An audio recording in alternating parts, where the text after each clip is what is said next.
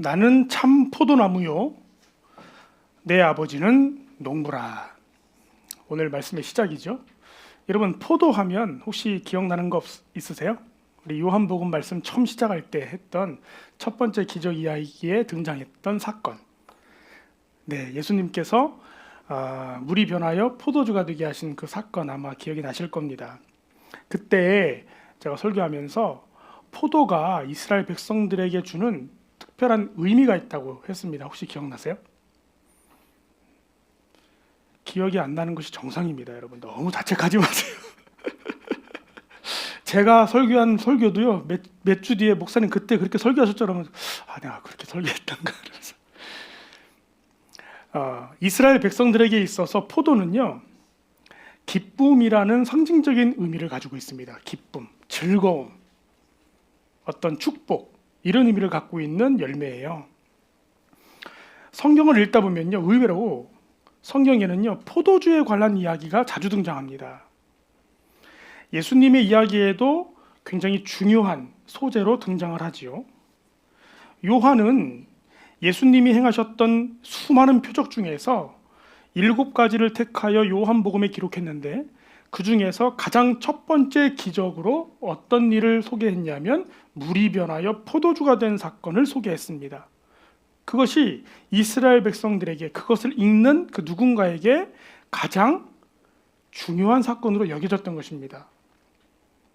예수님과 제자들의 마지막 만찬에서도 예수님은 제자들과 무엇을 나누셨죠? 떡과 포도주를 나누셨습니다.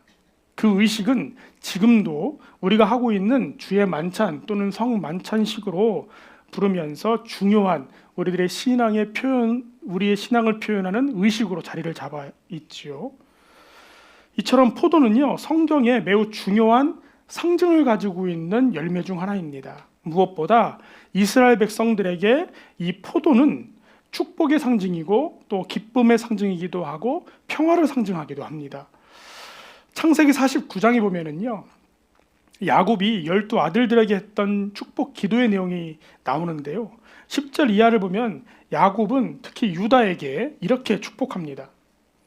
규가 유다를 떠나지 아니하며 통치자의 지팡이가 그 발 사이에서 떠나지 아니하시기를 실로가 오시기까지 이르리니 그에게 모든 백성이 복종하리로다. 여기서 규라고 하는 건 뭐냐면요, 이렇게 지휘관들이 가지고 있는 막대기 같은 거예요. 지금도 군대에 가면 지휘관들은 이런 지휘봉이라고 해서 막대기 같은 걸 갖고 다니거든요. 지휘할 때 쓰는 거요. 예전에 왕들이 가지고 있는 지휘봉 같은 것을 규라고 합니다. 그러니까 유다에게 장자권, 자기 자손들에게 줄 장자권을 이렇게 축복하면서 이렇게 이야기하는 거예요. 11절에 그의 나귀를 포도나무에 매며, 하고 많은 나무 중에 포도나무에 매며 그의 암나귀 새끼를 아름다운 포도나무에 맬 것이며 또 그 옷을 포도주에 빨며 그 복장을 포도즙에 빨리로다. 그의 눈은 포도주로 인하여 붉겠고 그의 이는 우유로 말미암아 회이리로다. 재미있는 표현은요, 그 옷을 포도주에 빨고 그 눈이 포도주 때문에 붉어진다는 것입니다. 이게 어떤 표현일까요? 쉬운 말로 하면요, 포도가 차고 넘친다는 겁니다. 하도 많아가지고, 진짜로 너무 많아가지고 쓸데가 없어가지고 그것으로 옷도 빨고 많이 마셔서 눈이 붉어지기를 바란다. 지금은 우리가 인사할 때 서로 이렇게 인사하죠. 안녕하세요, 이렇게 인사합니다. 근데 예전에 우리가 형편이 어려웠던 시절에는요, 어떻게 인사하셨어요? 우리 어른들. 그렇죠. 식사하셨습니까? 이렇게 인사하셨잖아요. 왜 그렇게 인사했어요? 식사하는 게 어려운 일이니까요. 실제로 식사 못하는 일이 있었으니까요. 그래서 하루 세끼 흰쌀만 먹는 것만으로도 정말 호강한다, 이런 표현을 할 정도의 시절이 있지 않았습니까? 마찬가지입니다. 그런 마음이 이 포도주라고 하는 것에 담겨 있어요. 이스라엘 백성들에게 포도와 포도주가 특별히 기쁨과 평화를 상징했던 이유는요, 그들에게 늘 부족한 게 있었거든요. 그게 뭘까요? 물이요. 마실 물이요. 포도주가 기쁨이라고 할 때 우리가 생각하기로 이스라엘 사람들은 참 술 좋아했나 보다. 특별히 여러 술 중에 뭘 좋아해요? 와인을 좋아했나 보다. 그렇게 생각하실 수도 있는데 문화적인 차이가 있는 것입니다. 우리나라는 물이 그래도 풍성한 나라의 축에 속해서 물건을 함부로 막 쓰는 걸 뭐라고 표현했어요? 물 쓰듯 한다고 그러잖아요. 그러니까 우리나라 문화적인 감각과 이스라엘 백성들의 문화적인 감각이요 정반대인 것입니다. 거기는 물 쓰듯 한다고 그러면 어떻게 쓰겠어요? 엄청 귀하게 쓰는 것처럼 얘기하는 거예요. 정반대예요. 물이 귀했던 그들에게 그래서 포도주는요 오래도록 보관하면서 마실 수 있는 생명수 같은 음료였습니다. 물론 발효가 됐기 때문에 술이지만요. 포도는 그래서 이스라엘 백성들에게 물이 마르는 건기에 해당되는 8월과 9월 즈음에 수확을 합니다. 그들의 메마른 삶에 그야말로 포도는 유일한 생명수가 되었습니다. 그래서 포도가 풍성히 열매 맺는 것을 보면서 백성들은요 기쁨을 느꼈고 안심했고 이제 우리가 마실 물이 있겠구나 하면서 이렇게 은혜를 누렸던 것입니다. 그래서 포도는요 이스라엘 백성들의 가장 익숙한 열매이자 또 정말 필요로 하는 축복과도 같은 열매였습니다. 그런데 오늘 말씀에 보면은요 예수님께서 뭐라고 말씀하시냐 하면 나는 참 포도나무요 내 아버지는 농부다 이렇게 말씀하고 있는 겁니다. 무릇 내게 붙어 있어서 열매를 맺지 않는 가지는 아버지께서 그것을 제하여 버리겠고 무릇 열매를 맺는 가지는 더 열매를 맺게 하려고 그것을 더 깨끗하게 하시겠답니다. 예수님은 제자들에게 그들이 익히 잘 알고 있는 이 포도나무를 빗대어서 말씀을 하기 시작하신 겁니다. 그러면요 방금 우리가 본문을 쭉 읽을 때 여기서 퀴즈 하나 드리면은요 예수님께서 오늘의 포도나무 비유를 통해서 이걸 듣는 제자들에게 무슨 얘기를 하고 싶으셨던 걸까요? 보기가 있습니다. 1번 열매를 맺어라, 2번 붙어 있어라, 3번 깨끗해라. 자, 1번 손 들어보세요. 안 들 줄 알았어요. 제가 볼 때 예상키로 1, 2, 3번 다 안 듭니다. 10년 동안 안 드는 걸 알면서도 하는 거예요. 언젠간 들 날이 있겠지. 혹시 모르니까. 2번. 우리 교회가 대부흥의 역사가 일어나고 있어요. 자, 2번인 걸 아는데 부끄러워서 못 들었다 발꼬락. 네, 많이 드셨어요. 3번. 정답은 2번입니다. 붙어 있으라는 거예요. 3절 말씀을 보니까요. 뭐라 그러냐면요. 너희는 내가 일러준 말로 이미 깨끗하여 졌으니 라고 표현하세요. 그러니까 깨끗해질 필요가 있어요, 없어요? 없죠. 3번은 제외. 또 열매는 나무에 가지가 나무에 붙어 있으면, 제대로 붙어 있으면 열매는 자연히 열려요, 안 열려요? 열리는 것입니다. 노력한다고 열리는 게 아니라 붙어 있으면 열리는 것입니다. 그러니까 정답은 2번 붙어 있어라 라고 제자들에게 말씀하고 있는 거예요. 4절과 5절 말씀 다시 보면요. 내 안에 거하라. 나도 너희 안에 거하리라. 가지가 포도나무에 붙어 있지 아니하면 스스로 열매를 맺을 수 없음 같이 너희도 내 안에 있지 아니하면 그리하리라. 나는 포도나무요 너희는 가지라. 그가 내 안에 내가 그 안에 거하면 사람이 열매를 많이 맺나니 나를 떠나서는 너희가 아무것도 할 수 없습니다. 그러니까 붙어 있으라는 거예요. 그리고 왜 붙어 있어야 하냐면 붙어 있으면 요한복음 15장 11절 말씀에 내가 이것을 너희에게 이름은 알려주는 이유는 내 기쁨이 너희 안에 있어 너희의 기쁨을 충만하게 하려 함이라. 붙어 있으면 내가 누리는 기쁨을 너희들도 누릴 수 있을 거야. 그러니까 꼭 붙어 있어라 라고 제자들에게 마지막으로 지금 당부하고 있는 것입니다. 그러면은요, 왜 예수님은 제자들에게 붙어 있으라고 강조하실까요? 그 이유는 붙어 있지 못하는 경우가 있기 때문입니다. 그게 염려되었기 때문이에요. 11절의 말씀처럼 참 포도나무이신 예수님께 붙어 있으면 그것이 기쁨이 될 텐데 포도나무의 열매가 열리는 것을 보면서 기뻐하듯 그렇게 기뻐하게 될 것이고, 마르지 않는 생명의 물을 그 뿌리로부터 얻게 될 텐데, 그런 은혜를 누리게 될 텐데, 하지만 예수님께서는 그걸 너무나 자연스러운 이치임에도 불구하고 제자들에게 다시 한번 붙어 있으라고 당부하고 있습니다. 왜냐하면 붙어 있지 못하는 경우도 있기 때문입니다. 붙어 있지 못하게 되는 경우는요, 크게 두 가지 경우입니다. 하나는요, 붙어 있기 싫어서 떨어지는 경우가 있어요. 붙어 있기 싫으면 떨어지죠. 또 하나는 붙어 있고 싶었는데, 붙어 있고 싶었는데 본의 아니게 떨어지는 경우도 있을 수 있습니다. 첫 번째 경우처럼 붙어 있기 싫으면 떨어져 나갑니다. 이거 왜 붙어 있기 싫을까요? 내 가지가 아니라고, 내 뿌리가 아니라고 생각하는 것입니다. 그가 참 그리스도인이 아니라면 끝까지 붙어 있을 수 없습니다. 진심으로 거듭난 하나님의 자녀가 아니라면 붙어 있는 척 하다가도 언젠가는 떨어집니다. 로마서 1장 28절 이하의 말씀을 보면요, 또한 그들이 마음에 하나님 두기를 싫어하며 하나님께서 그들을 그 상실한 마음대로 내버려 두사 합당하지 못한 일을 하게 하셨으니 곧 모든 불의, 추악, 탐욕, 악의가 가득한 자요 하면서 이렇게 말씀합니다. 그 마음에 하나님을 두기 싫어하는 자들은요, 결국 자기가 좋아하는 뿌리로 넘어가게 되는 것입니다. 또 시편 14편 1절 말씀 보면요, 어리석은 자는 그의 마음에 이르기를 하나님이 없다 하는도다. 그 뿌리를 부정하는 자들, 하나님이 없다고 생각하는 사람들, 그들은요 결국 예수님이 참 포도나무이신 것을 알지 못할 뿐만 아니라 그 뿌리가 되는 하나님께 붙어 있기를 원하지 않습니다.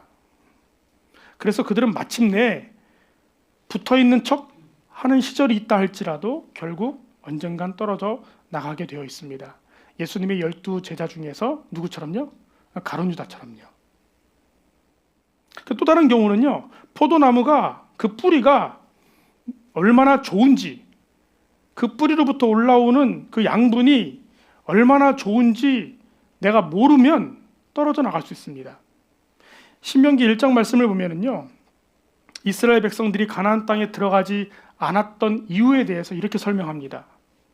그들이 돌이켜 산지에 올라 에스골 골짜기에 이르러 그곳을 정탐하고 그 땅의 열매를 손에 가지고 우리에게로 돌아와서 우리에게 말하여 이르되 우리의 하나님 여호와께서 우리에게 주시는 땅이 좋더라 하였느니라. 여호수아와 갈렙이 너무 좋다, 하나님이 주신다는 이 땅 가보니까 진짜 기가 막히더라 하면서 막 자랑하니까요, 백성들이 그곳에 들어가기 싫었대요. 26절에 보면 그러나 너희가 올라가기를 원하지 아니하고 너희의 하나님 여호와의 명령을 거역하여 장막 중에서 원망하여 이르기를 여호와께서 우리를 미워하심으로 아모리 족속의 손에 넘겨 멸하시려고 우리를 애굽 땅에서 인도하여 내셨도다. 그들이 바라본 건 하나님이 예배해 놓으신 그 좋은 것들이 아니라 그 전쟁에서 질 것만 같았던 두려움과 불안함, 자기가 들어가기 싫었다는 거예요. 하나님이 못 들어가게 한 게 아니라 그들이 하나님이 주실 그 은혜가 얼마나 좋은지 몰랐다는 거예요. 그래서 하나님께 붙어있기가 싫었던 것입니다. 이스라엘 백성들이 여기에 해당됐던 거예요. 하나님이 좋은 줄을 자꾸 잊어먹었어요. 계속 경험하는데도 잊었어요. 그것이 첫 번째, 붙어있기 싫어서 떨어지는 경우입니다. 두 번째는요, 붙어있고 싶었는데, 붙어 있으려고 했는데, 그래서 떨어질 마음은 없었는데 그럼에도 불구하고 본의 아니게 떨어지게 되는 경우가 종종 있습니다. 예를 들면 폭풍이 몰아쳐가지고요, 막 바람이 심하게 불면 멀쩡하게 붙어있던 가지가 꺾이거나 부러질 수 있죠. 떨어질 수 있습니다. 베드로 같은 경우가 그랬습니다. 누구보다 예수님께 정말 단단히 붙어 있겠다고, 다른 사람은 다 안 그래도 나는 주님을 위해서 목숨까지도 버리겠다고 호언장담하면서 예수님 곁에 있으려 했던 수제자 베드로에게 엄청난 시련이 닥쳐오자 그는요, 예수님을 모른다고 부인하고 말았습니다. 자신 앞에 펼쳐진 그 재난과 같은 상황, 어려운 시련, 그런 것이 그 가지를 꺾게 만든 것이죠. 그리고 많은 그리스도인들이 이와 같은 고난 앞에 가지가 잘 꺾입니다. 디모데후서 4장 10절 말씀을 보면은요, 바울의 슬픈 회상이 기록되어 있는데, 기록에 보면요, 데마라는 사람이 등장합니다. 데마는 이 세상을 사랑하여 나를 버리고 데살로니가로 갔고, 그레스게는 갈라디아로, 디도는 달마디아로 갔답니다. 그러니까 왜 데마가 다시금 데살로니가로 갔을까요? 데마라는 사람은요, 본래 정말 열정적으로 바울과 함께 선교했던 사람이었습니다. 그래서 골로새서 말씀 보면요, 사랑을 받는 의사 누가와 또 데마가 너희에게 문안하느니라, 이렇게 바울이 편지할 때 그의 이름을 거론할 만큼 데마는요, 아시아에 있는 교회들에게 소문이 자자한 아주 훌륭한 사역자였습니다. 그런데 그가 결국 데살로니가로 돌아갔다는 것입니다. 왜 돌아갔냐면 바울이 감옥에 붙잡혔기 때문입니다. 바울이 감옥에 갇히자 데마는 두려웠어요. 현실적인 고난 앞에 두려움을 겪었습니다. 그래서 그의 열정적인 신앙생활이 한풀 꺾이게 되었습니다. 이런 경우에 멀쩡히 붙어있던 가지가 꺾여지는 경우, 떨어지는 경우가 있을 수 있습니다. 또 다른 경우는요, 병에 걸리면 가지가 말라서 떨어질 수 있습니다. 히브리서 6장을 보면은요, 히브리서 기자가 이렇게 경고하는 내용이 나옵니다. 한 번은 빛을 받고 하늘의 은사를 맛보고 성령에 참여한 바 되고 하나님의 선한 말씀과 내세의 능력을 맛보고도 타락한 자들은 다시 새롭게 하여 회개하게 할 수 없나니, 이는 그들이 하나님의 아들을 다시 십자가에 못 박아들이되 드러내놓고 욕되게 함이라. 이게 되게 무서운 경고인데요, 이들이 한번 빛을 보고 하늘의 은사를 맛보고 성령에 참여한 바 되고도 타락하게 된 이유가 뭘까요? 그들의 신앙에 병이 들었기 때문입니다. 이 히브리서는요, 왜 쓴 것이냐 하면 히브리인들의 교회에 거짓 선생님들이 들어와가지고 복음을 잘못된 것을 가르쳤거든요. 잘못된 복음을 가르쳐줬거든요. 율법주의적인 복음을 가르쳤거든요. 그 가르침에 감염이 돼서 그 성도들이 일순간에 혼란에 빠졌습니다. 그들이 믿고 있던 믿음을 다 저버리게 될 위기에 놓이게 되었어요. 그래서 히브리서를 쓴 거예요. 그러니까 거짓 선생들의 잘못된 가르침에 감염이 돼서 그들이 알고 있던 온전한 말씀과 복음을 잘못 이해하게 되는 병에 걸린 것입니다. 그들은 마치 가지가 병에 걸려서 서서히 말라가게 되었고 예수님을 2번 죽이는 신앙이 되고 만 것입니다. 그들은 포도나무에 붙어 있으려 했지만 안타깝게도 떨어져 버리고 만 것입니다. 병에 걸려서요. 그래서 예수님은 제자들에게 당부하고 있는 거예요. 뭐 하라고요? 내 안에 거하라고요. 나를 떠나서는 아무것도 할 수 없다고요. 그러니 내 안에 거해라. 그러면 자연스럽게 열매를 많이 맺게 될 것이다. 그러니 내 안에 거하라. 농부 되신 우리 아버지께서 열매를 많이 맺도록 잘 가꾸실 것이니, 그리고 내 아버지는 그 열매를 좋아하시니 자신의 기쁨을 위해서라도 또 자신의 영광을 위해서라도 너희를 잘 가꿔 가실 것이다. 그러니 부디 내 안에 거하라. 이렇게 당부하고 있는 것입니다.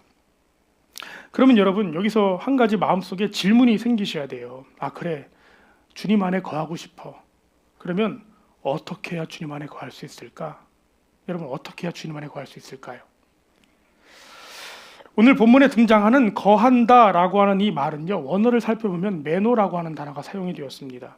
그런데 이 매노라고 하는 단어는요, 좀 특이한 단어입니다. 그 강조점이 부정어에 있어요. 무슨 말이냐면 우리말로는 거한다, 붙어있다 이렇게 긍정적인 표현으로 되어 있는데 본래의 의미는요, 거한다가 아니라 떠나지 않는다라는 의미예요. 않는다의 방점이 있어요. 반대로 표현하는 것입니다. 강조해서. 그래서 매노라고 하는 단어는요, 어떤 의미를 갖고 있는 거냐면 떠나는 것으로부터 반대하는 것, 거부하는 것, 흔들리는 것을 거부하는 것, 변질되는 것을 거부하는 것을 의미합니다. 그 거부하는 것에, 내가 그것을 부정하는 것에 방점이 있어요. 그래서 첫 번째로는요, 떠나지 않는다라고 하는 것은, 거한다는 건 떠나지 않는 걸 의미합니다. 떠나지 않는 것을요. 떠나는 것을 반대하는 것을 의미해요. 왜요? 왜 떠나지 않을까요? 왜 떠나고 싶지 않을까요? 그게 좋으니까요. 여러분, 좋은 호텔 같은 곳에 한번 묵어보시면 그냥 거기 계속 있고 싶을 때 있잖아요. 왜 계속 있고 싶어요? 거기가 좋으니까요. 집에 있는 거 좋아하시는 분들 있죠. 밖에 나가기 싫어하시는 분들. 왜 집에 있는 게 좋아요? 집이 좋으니까요. 그렇습니다. 좋으면 그 자리를 떠나가지 않습니다. 그래서 예수님으로부터 떠나지 않으려면요, 그 예수님과 함께하는 그 자리가 좋은지를 알아야 합니다. 하나님이 그 우리의 뿌리가 되시고 은혜 주시는 그 하나님의 자리가 얼마나 좋은지 알아야 돼요. 그래서 예수 안에 거한다는 건 예수님이 얼마나 좋은지를 알아가는 과정이 반드시 필요합니다. 아는 만큼 좋아하게 되어 있어요. 하나님이 어떤 분이신지를 탐구하는 과정이 반드시 필요합니다. 아는 만큼 좋아하게 되었습니다. 그래서 배우고 찾아야 합니다. 어디서요? 성경에서요. 하나님의 행적 속에서요. 하나님이 하신 말씀 속에서요. 우리로서는 볼 수 없는 그 수천 년의 역사 속에 담겨져 있는 하나님의 변함없는 역사 속에서 하나님이 얼마나 믿음직한 분이시고 그분이 하신 말씀이 반드시 이루어진다는 걸 우리의 짧은 인생을 통해서 확인하는 것이 아니라 우리로서는 도무지 알 수 없는 그 수천 년의 역사 속에서 늘 한결같은 모습으로 보여주시는 그 하나님을 아셔야 해요. 성경 속에서요. 그러면 하나님의 자녀가 된 것, 우리가 하나님의 권속이 된 것, 하나님께 속해지게 된 것이 얼마나 큰 혜택인지 알 수 있습니다. 그 안에 있기를 원해요. 밖으로 나가기를 원치 않게 돼요. 그것이 첫 번째입니다. 두 번째는요, 흔들리는 것을 거부하는 것입니다. 반대로 맞서는 것을 의미하는 거예요. 굴하지 않고 내가 가진 것을 굳게 지키는 걸 의미합니다. 왜 흔들리지 않을까요? 왜 굴하지 않을까요? 어떻게 그런 마음의 담대함이 생길까요? 히브리서 말씀을 보면 알 수 있습니다. 히브리서 말씀에 그들에게 이렇게 당부하지요. 전날에 너희가 빛을 받은 후에 고난의 큰 싸움을 견뎌낸 것을 생각하라. 그들이 과거에 고난의 큰 싸움을 견뎌낸 적이 있었답니다. 근데 어떻게 견뎌냈냐 하면 혹은 비방과 환난으로서 사람에게 구경거리가 되고 혹은 이런 형편에 있는 자들과 사귀는 자가 되었으니 너희가 갇힌 자를 동정하고 너희의 소유를 빼앗기는 것도 기쁘게 당한 것은 더 낫고 영구한 소유가 있는 줄 알미라. 그들이 자신의 것들을 빼앗기고 불쌍한 일을 겪게 되었다 할지라도 그들이 그것을 능히 이겨낼 수 있었던 이유는요, 그들에게 더 낫고 영구한 소유가 있다는 걸 알았기 때문이래요. 35절에 그러므로 너희의 담대함을 버리지 말라. 이것이 큰 상을 얻게 하느니라. 그들의 결과에 큰 상이 있다는 걸 그들이 알았기 때문이래요. 너희에게 인내가 필요함은 너희가 하나님의 뜻을 행한 후에 약속하신 것을 받기 위함이라. 약속하신 것이 있다고 믿었기 때문이래요. 지금 당장은 아니더라도 하나님께서 우리에게 약속하신 더 좋고 더 나은 그 영구한 소유가 있다는 걸 바라봤다는 거예요. 그래서 그 큰 싸움을 견디어 냈다는 것입니다. 흔들리지 않았다는 거예요. 여러분, 무엇이 흔들림에 반대하고 굳게 지킬 수 있도록 만들어줄까요? 우리에게 약속된 이와 같은 더 큰 상이 있다는 걸 알면 그걸 바라보고 반드시 흔들림 없이 나갈 수 있는 것입니다. 옛날에는 우리 운동회 할 때 선생님들이 운동장에다가 그 분필가루 같은 거 이렇게 뿌려가지고 선을 그었잖아요. 그 선을 반드시 흔들리지 않고 그으려면 어떻게 해야 됩니까? 코 앞만 보고 그으면 삐뚤어지거든요. 그렇죠. 저기 어디로 가야 될지를 지켜보고 그 목표를 향해서 멀리 보고 걸어가면 그 선은 자연스럽게 반듯하게 그려지는 것입니다. 마찬가지입니다. 우리의 신앙생활도요. 우리가 가야 할 가장 좋은 우리 하나님께서 약속하신 그리고 반드시 이루어질 그 하나님의 은혜와 천국을 바라보며 걸어갈 때 비로소 흔들리지 않고 굳건히 갈 수 있는 것입니다. 주변에 어려움이 닥쳐온다 할지라도요. 상을 위해서 달려가는 것입니다. 내가 반드시 받게 될 그 상을 위해서요. 그리고 세 번째로 주 안에 거한다는 건 변화되는 걸 거부하는 것입니다. 좀 더 정확하게 표현하면요, 변질되는 걸 거부하는 거예요. 여기에서 말하는 변화라고 하는 건요, 예수님 만나가지고 내가 새롭게 변화되는 걸 말하는 게 아닙니다. 그 반대의 개념이죠. 주님 밖에 있는 것으로 인해서 주님 안에 있는 내가 변화되는 것, 변질되는 것을 뜻하는 겁니다. 누룩이 빵에 들어가면 어떻게 돼요? 빵이 변하잖아요. 더러운 것이 깨끗한 곳에 들어가면 어떻게 돼요? 그 깨끗한 것이 더러워지잖아요. 그런 것을 거부하는 것입니다. 그런 것으로부터 거부하려면 어떻게 해야 될까요? 누룩이 나를 변화시키는 걸 어떻게 거부할 수 있습니까? 더러운 것이 나를 변질시키는 걸 어떻게 거부할 수 있어요? 제일 중요한 건요, 뭐가 누룩이고 뭐가 더러운 것인지를 아는 것이 중요한 것입니다. 구분이 되어야 돼요.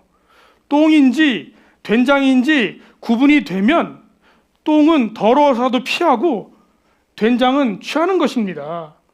그런데 똥인지 된장인지 구분을 못하면 어떻게 돼요? 먹는 거죠. 그래서 변화를 거부하려면, 변질되는 걸 거부하려면요, 변질을 반대하려면 분별력이 있어야 합니다, 여러분. 말씀의 기준이 분명하게 서 있어야 합니다. 무엇이 하나님의 기준 안에 있는 것인지, 그것이 우리들의 울타리가 무엇인지를 아셔야 해요. 그래서 말씀 안에서 자라나셔야 합니다. 히브리서 5장 14절 말씀 보면 이렇게 기록되어 있습니다. 단단한 음식은 장성한 자의 것이니 그들은 지각을 사용함으로 연단을 받아 선악을 분별하는 자들이니라. 그러니까 선악을, 옳고 그름을, 바르고 잘못된 것을 구별할 수 있는 자들, 그 자들은 어떻게 되어 있대요? 장성한 음식을 먹는 그런 사람인데, 단단한 음식을 먹을 수 있는 사람들을 말하는데, 그 사람들이 어떻게 단단한 음식을 먹을 수 있어요? 지각을 사용함으로 연단했기 때문입니다.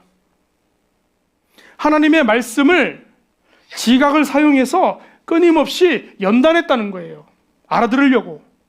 그러므로 사랑하는 성도 여러분, 주 안에 거한다는 건 있잖아요, 가만히 있는다는 뜻이 아닙니다, 여러분. 적극적으로 거하라는 뜻입니다. 떠나는 것을 거부하고, 흔들리는 걸 싫어하고, 변질되는 걸 거부하는 거예요. 이를 위해서 적극적으로 하나님을 연구하고, 하나님의 약속을 되새기고, 주실 상이 무엇인지를 확인하는 것입니다. 경주를 달려가되 넘어지지 않도록 훈련해야 하는 것입니다. 주 안에 거한다는 건 이처럼 가만히 있는 것이 아니라 적극적으로 하는 것입니다, 여러분. 적극적으로요. 지금까지 예수님께서 제자들에게 하나님께서 어떻게 우리를 도와주실지, 너희들을 도와주실지를 말씀하시면서 위로해 주셨습니다. 예를 들면 성령님이 오셔서 도와줄 거다, 내가 너와 함께 할 거다, 이러시면서요. 그런데 오늘의 말씀은요, 그것으로는 부족하다 말씀하시는 거예요. 너희들이 적극적으로 주님을 붙잡고 있어라, 내 안에 거해라, 떠나지 말아라 강조하고 있는 것입니다. 사랑하는 성도 여러분, 여러분의 신앙생활도 이와 같기를 주님의 이름으로 축원합니다. 더 적극적으로 주님을 붙잡으시기를 바랍니다. 더 적극적으로 말씀을 읽고 연구하시기를 바랍니다. 공부하시기를 바랍니다. 매일 성경 묵상하는 것도 아무것도 아니라도 그냥 읽어보는 거라도 한번 적극적으로 한번 해보시길 바랍니다. 여러분들을 위해서요. 그것이 여러분들에게 마치 포도나무가 주는 참 기쁨을 누리는 것과 같은 그런 기쁨을 줄 것입니다. 또 그렇게 붙어있는 여러분들의 삶에 자연스럽게 열매가 열리는 걸 보게 될 것입니다. 열매를 열리려고 노력하는 게 아니라 주 안에 붙어있으면 열매가 열리는 것입니다. 하나님께서 영광이 되는 상급이 될 겁니다, 여러분들의 삶이요. 무엇보다 참 포도나무신 주님께 끝까지 붙어 있음으로 인해서 주님의 영원한 기쁨에 참여하게 될 줄로 저는 믿습니다. 여러분, 우리 교회에 우리 성도님들은 보다 적극적으로 신앙생활 하셨으면 좋겠어요. 물론 제가 늘 강조하는 바 억지로는 안 된다고는 억지로 하지 마시고 적극적으로 예배도 적극적으로 나오셔서 예배하시고 기도도 적극적으로 해보시고 말씀 연구도 또 신앙 성경 공부도 적극적으로 한번 해보시고 봉사와 헌신도 적극적으로 해보시길 바랍니다. 그러면 그 기쁨이 여러분의 몫이 될 겁니다. 저주하라고 하는 게 아니에요. 여러분들을 위한 것입니다. 오늘의 말씀 마음 가운데 잘 새기셔서 늘 주님 만나는 그날까지 주님 안에 단단히 붙어있는 저와 여러분 되기를 주님의 이름으로 축원합니다. 기도하겠습니다.